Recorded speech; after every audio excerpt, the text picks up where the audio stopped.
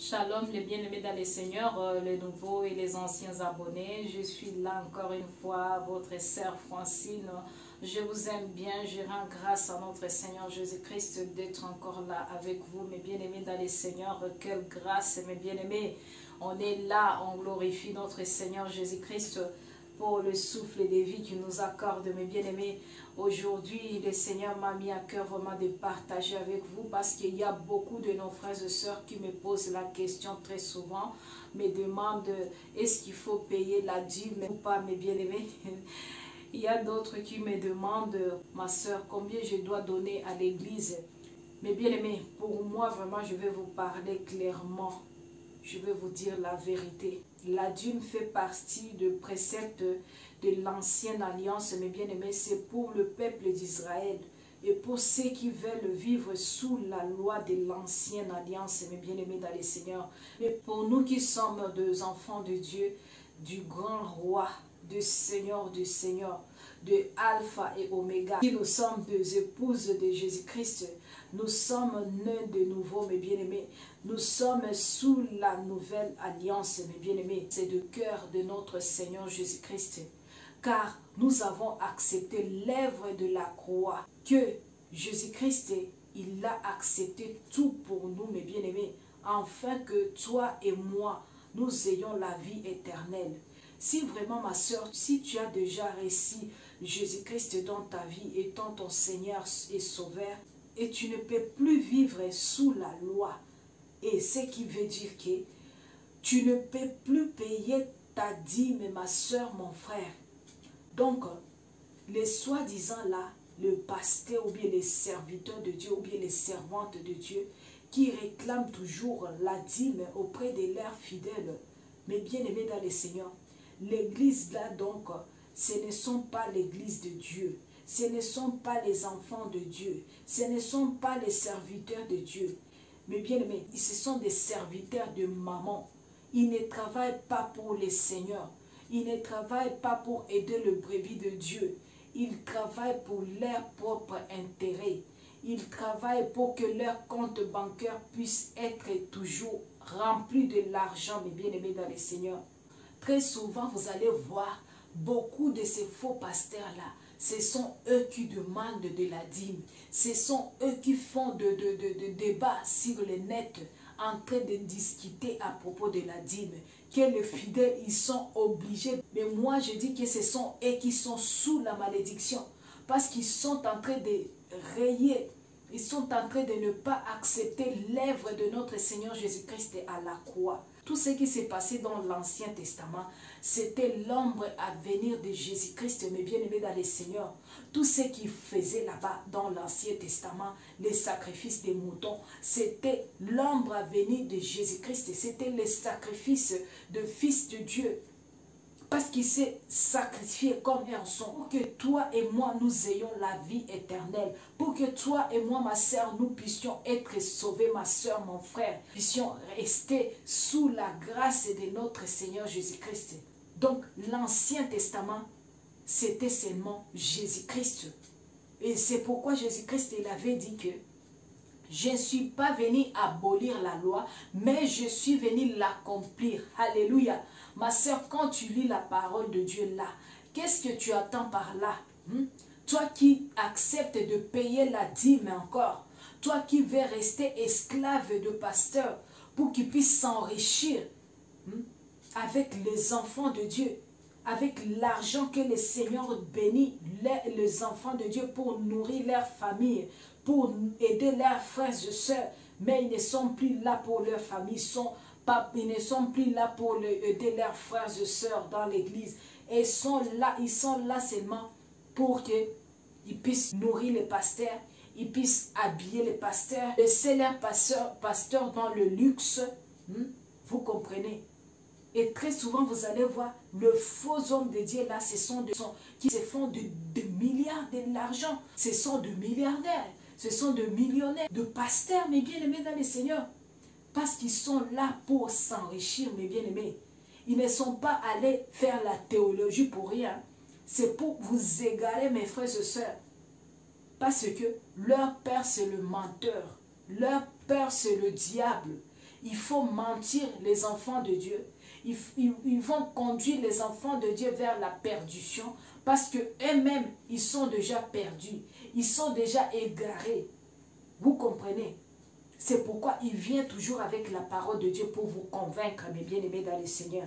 Regarde même l'exemple là de Jésus, quand il a vu que cette pauvre veuve mettre son argent dans les troncs, dans Marc 12, 43 à 44, mes bien-aimés, ou bien dans Luc 21, 2 à 3, mes bien-aimés, lisez.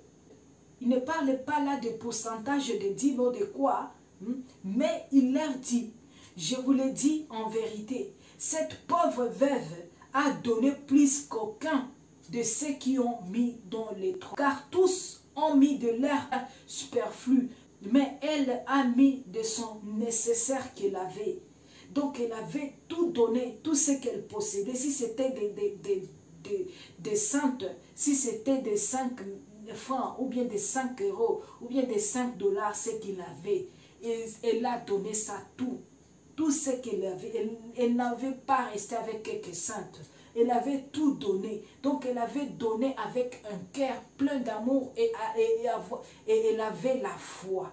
Mais vous allez voir, les brigands, les voleurs, les gourous pasteurs, ils vont utiliser ça pour tromper le brebis de Dieu qui sont encore naïfs, aveuglés, qui n'ont pas la connaissance de la parole de Dieu. On va leur tromper avec ça. On va leur dire que vous voyez la dame là, la veuve, elle avait tout donné pour être bénie. Vous voyez ça. Parce que c'est ça l'amour. Quand tu donnes tout au Seigneur, tu vas recevoir aussi beaucoup dans l'abondance. Pour vous faire tromper, parce que ce sont des séducteurs. Vous comprenez, mes soeurs? Il vient aussi avec la parole de Dieu pour vous convaincre. Alors, mes soeurs, arrêtez avec les séducteurs. Commencez à prendre la parole de Dieu et à lire, à méditer ça toi-même. La parole de Dieu nous dit, la lettre tue, mais c'est l'esprit qui vivifie.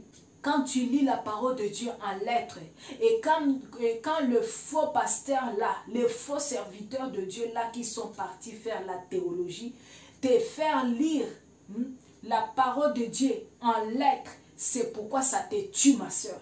C'est pourquoi tu restes aveugle. C'est pourquoi tu ne vois pas la lumière, parce que tu es déjà voilé. Donc les écailles doivent d'abord tomber sur tes yeux, ma soeur, pour que tu puisses voir. Pour que tu puisses voir l'écriture clairement, pour que tu puisses comprendre la parole de Dieu, pour que tu puisses écouter quand on te parle de la vérité. Alléluia. Parce que quand tu es déjà esclave, la parole de Dieu de la vérité, toi tu peux voir que ce n'est pas la vérité. Là où on t'a menti, c'est là où tu peux voir que c'est la vérité. Alléluia. Mais bien aimé, il faut demander au Saint-Esprit de t'aider, ma soeur. Parce qu'il avait dit qu'il va permettre que les enfants de Dieu qui n'écoutent pas la vérité, la bonne nouvelle de la parole de Dieu, on va leur laisser avec un esprit d'égarement. Le Seigneur va permettre ça. Alors ma soeur, efforce-toi de chercher là où il y a la vérité, ma soeur. Faut pas te laisser esclave pour du bon. Tu vas rater l'enlèvement. Tu vas rater ton salut, ma soeur. Tu es en train de faire des sacrifices en vain. Donc ça ne rapporte rien dans ta vie spirituelle. Donc ma soeur, commencez à travailler pour ton salut, ma soeur, mon frère. Si tu as déjà lu la parole de Dieu, depuis Genèse jusqu'à l'Apocalypse, tu vas voir que la dîme est parlée dans l'Ancien Testament 32 fois. Et tu vas voir que dans le Nouveau Testament, la Bible nous parle dans le Nouveau Testament 8 fois à propos de la dîme.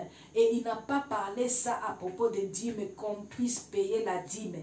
Il parlait ça à propos des pharisiens et des scribes, mes bien-aimés dans le Seigneur. C'était pour leurs attitudes qu'ils avaient. C'est pourquoi le Seigneur parlait de ça, des choses comme ça, des dîmes dans le Nouveau Testament. C'était à propos de ça.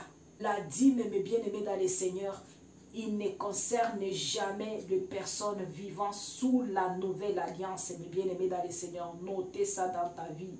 Notez ça dans ton esprit. Pire encore, quand on vous cite le mot de dîme, le mot dîme au singulier, c'est toujours pour montrer la présentation de scribes et de pharisiens dans l'Ancien Testament, mes bien-aimés dans le Seigneur. Parce qu'eux, ils croyaient que quand ils donnent, quand ils payent leur dîme, et là vraiment, ils ont la grâce de Dieu, vous comprenez. Donc, ils croient qu'en donnant dans l'église, c'est ça ce qu'ils sont en train de faire la volonté de Dieu, mes bien-aimés dans le Seigneur. Les enfants de Dieu aveuglés ne voient pas, mes bien-aimés, même si on est en train de parler la vérité, ils ne vont pas écouter. Ils vont se laisser seulement ruiner. Ils vont se laisser seulement manipuler parce que ce sont des aveugles. Ils ont des yeux, mais ils ne voient pas la lumière. Ils ont des oreilles, mais ils n'entendent pas la bonne nouvelle de Dieu. Ils n'entendent pas la véritable parole de Dieu. Ils aiment écouter seulement les séducteurs là, parce qu'ils sont déjà séduits. Ils sont déjà égarés, mes bien-aimés dans le Seigneur. Si tu es sous la loi, ma soeur, priez par rapport à ça. Et le Seigneur, il est fidèle et bon. Il va te délivrer. Il va t'éclairer. Il va te dire la vérité. Parce que nous sommes là pour parler seulement.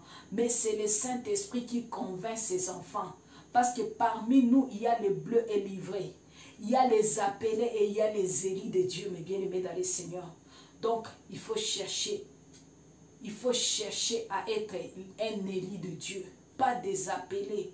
Il ne faut pas rester toute ta vie être un appelé. Il faut chercher à être un élu de Dieu, ma soeur. Il n'y a personne qui peut être sauvé par le matériel. Il n'y a personne qui peut être fier par ce que tu donnes à ton pasteur ou à ta prophétesse. Ou bien même si tu vas aller nettoyer la maison de ton pasteur, de ta prophétesse, même si tu vas aller préparer la nourriture de ton pasteur, même si tu vas nettoyer les tables et les chaises de l'église, même si tu vas mettre les tapis rouges pour ton pasteur quand il va passer, même si tu essuies les chaussures de ton pasteur avec le mouchoir quand il entre, tout ça, ma soeur, c'est pour faire plaisir à ton pasteur. Ce n'est pas pour faire plaisir à notre Seigneur Jésus-Christ. Parce que notre Seigneur Jésus-Christ, ma soeur, il a besoin de ton corps. Il a besoin de ton cœur. Parce qu'il a dit que offrez vos corps comme un sacrifice agréable à notre Dieu. Vous comprenez? C'est ça, c'est que le Seigneur, il a besoin de ton corps, de ton cœur. Que ton cœur puisse être purifié, mes soeurs, mon frère. Cherchez à plaire au Seigneur avec ton cœur. Ce que tu as dans ton cœur, ma soeur, mon frère. Ce qui sort de ton intérieur, c'est quoi? C'est ce qu'il faut regarder, ma soeur. Ce n'est pas les œuvres. Nous ne sommes pas sauvés par les œuvres, mes bien-aimés dans le Seigneur. Oublie ça, ma soeur. Oublie ça dans ta vie si tu veux avoir ton salut. Nous sommes sauvés par la foi et par la grâce. Non pas par les actions, ni par le matériel, mes bien-aimés dans le Seigneur. Je vous pose aussi la question maintenant. C'est à vous de me répondre cette fois-ci. Quelle vie vous voulez vraiment vivre? Une vie religieuse comme le scribe et les pharisiens, ou bien selon votre cœur, mes sœurs, comme le Saint-Esprit te met à cœur, comme le Saint-Esprit t'enseigne la parole de Dieu en esprit et en vérité. Et c'est pourquoi il ne faut pas dire la parole de Dieu en lettres, ma soeur, parce que ça peut te tuer. Vous comprenez? Ou bien, tu veux être comme la pauvre veuve là, qui vivait par la foi, ma soeur, mon frère. C'est ça ce qu'il faut maintenant regarder et tu vas me répondre aussi. N'oublie pas que le Seigneur a besoin de votre cœur seulement, ma soeur. Mes soeurs, mes frères, je peux vous dire la vérité. Il existe encore le véritable serviteur de Dieu, servante de Dieu. Mais tu ne vas pas leur voir te demander un jour l'argent. Ils ne vont même pas te parler les choses de l'argent. Au fait de venir payer ta dîme, donner les offrandes, je ne sais pas, il faut aller faire le jeûne de 40 jours, 100 jours, 150 jours pour ta délivrance. Il faut, je ne sais pas, faire ceci et cela. Donc, mes bien-aimés, tout ça, ce n'est pas des vrais. Tout ça, ce sont des faux serviteurs de Dieu. Ils sont là pour vous distraire, mes soeurs. Ils sont là pour vous faire passer votre temps inutilement. Vous comprenez, mes soeurs? Et vous allez rester toujours dans l'ignorance. Et vous allez rester toujours en tournant en rond, même spirituellement, même votre vie, mes soeurs, mes frères. Le diable, il donne à gauche, il récupère à droite, mes bien-aimés dans les Seigneurs. C'est pourquoi nous devons faire attention ces derniers temps, mes soeurs. Ces derniers temps, il y a beaucoup de faux serviteurs de Dieu. Il existe encore de véritables enfants de Dieu, serviteurs de Dieu. Et si tu rencontres un bon serviteur de Dieu, ma soeur, et que le Seigneur te touche pour donner quelque chose à ces pasteurs, à ces hommes de Dieu-là, il faut le faire, ma soeur. C'est quand tu vas avoir la bénédiction vraiment. C'est quand toi aussi tu vas être béni parce que tu as donné à un serviteur de Dieu, à un véritable homme de Dieu. Parce qu'il travaille dans la vérité. Il travaille pour le Seigneur dans la vérité. Parce que le vrai serviteur de Dieu, ils ont aussi besoin de notre aide. Ils ont besoin aussi d'être assistés. Parce qu'il est en train de prendre soin de brebis de Dieu, mes bien-aimés dans le Seigneur. C'est pourquoi le Seigneur pousse toujours ses enfants à aider ces véritables serviteurs de Dieu. Et il ne va pas te demander, même si tu viens lui exposer ton problème, il va t'écouter et il va t'aider dans la prière, sans même te demander quelque chose, mes bien-aimés dans le Seigneur. C'est ça le signe de serviteur de Dieu, de véritables serviteurs de Dieu, servantes de Dieu. D'autres, quand tu arrives seulement avec ton problème, ils commencent à te dire, tu gagnes combien par mois? Tu as combien de l'argent? Tes revenus, c'est comment? Combien de revenus tu as par mois? Tout ça, il demande aux fidèles. C'est pour commencer à calculer comment il va commencer à avoir de l'argent. Vous comprenez? Ce sont des faux serviteurs de Dieu, mes sœurs. Ouvrez vos yeux, mes sœurs, que les écailles tombent au nom de Jésus-Christ de Nazareth. Mes sœurs, ce sont des voleurs. Ils sont là pour vous ruiner, ma sœur. Et leurs enfants sont dans de luxe. Et toi, tu souffres avec tes enfants. Mais tu ne manques pas les 100 euros, les 50 euros, ou bien les 50 $, 100 $ que tu vas réserver, 30 $, 20 $ que tu vas réserver pour donner au pasteur chaque dimanche, ou bien chaque jour de culte, ma soeur. Tout ça, ce sont des voleurs, mes soeurs. Cherchez ta relation avec le Saint-Esprit. Crée ta relation toi-même avec le Seigneur, ma soeur, et tu vas être éclairé et tu vas être sauvé. Si tu ne trouves pas un véritable enfant de Dieu, serviteur de Dieu, si tu tombes là où on te demande de l'argent, ma sœur, sache que la présence de Dieu n'est pas là. Alléluia. Mais beaucoup de gens n'aiment pas les véritables serviteurs de Dieu parce qu'ils ne sont pas de Mativi, parce qu'ils ne sont pas les stars pasteurs, parce qu'ils sont dans la simplicité. Et beaucoup de gens n'aiment pas des gens comme ça. Ils vont voir qu'ils ne sont pas vraiment dans le vrai. Ils n'ont pas d'onction de Dieu. Parce que beaucoup de gens aiment des séducteurs ces derniers temps. Vous aimez les stars pasteurs. Mais c'est normal. Parce que la parole de Dieu nous dit, au dernier jour, beaucoup de gens n'aimeront pas écouter, donner leur dîme, mais de payer leur dîme, mes bien-aimés dans le Seigneur. Ils sont obligés, il dit que c'est obligatoire. Et celui qui ne paye pas sa dîme, il est sous la malédiction. Bon, salut à tous. Voilà, je voudrais passer un petit message à tous les adeptes de la dîme, ceux qui prêchent dans les assemblées qu'il faut payer la dîme, et qui prennent aussi le passage de Malachie où il est écrit que apportez donc vos dîmes, vos offrandes, et vous verrez si je n'ouvrirai pas les écluses des cieux pour vous. Donc voilà, déjà nous le voyons bien qu'il parle de vos dîmes. Donc oui, il y avait plusieurs dîmes, hein, parce que la dîme était bien sous l'ancienne alliance. Oui, elle n'est pas sous la nouvelle alliance. Il n'y a plus de dîme sous la nouvelle alliance. Que cela vous plaise ou pas, il n'y a plus de dîme sous la nouvelle alliance. Vraiment, s'il y en avait une, on en aurait entendu parler dans tout le Nouveau Testament. Sachant que vraiment le Nouveau Testament commence à partir où Jésus est mort sur la croix, okay, où il est ressuscité même. C'est-à-dire à partir des actes des apôtres. Donc oui, il n'y a plus de dîme, je vous le confirme, il n'y a plus de dîme. Mais écoutez bien ceci. Ce n'est pas parce que je dis qu'il n'y a plus de dîme, okay, nous n'avons pas à donner 10%.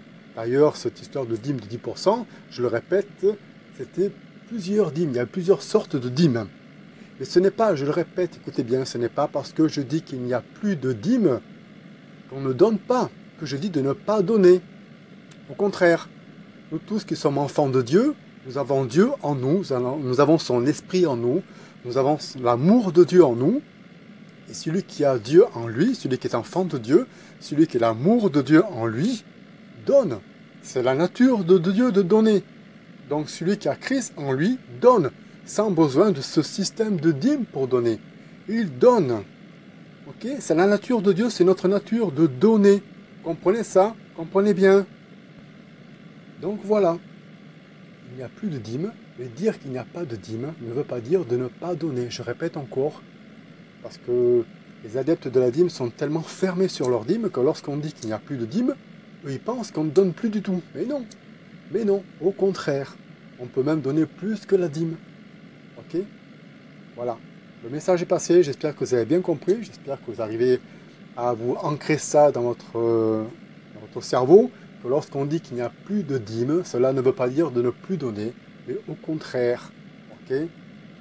Parce que Dieu est généreux, et nous sommes aussi généreux, parce que nous sommes devenus de même nature que lui, et celui qui ne donne pas doit vraiment se demander s'il a vraiment reçu cette nouvelle nature en lui. Ok? Allez, ciao!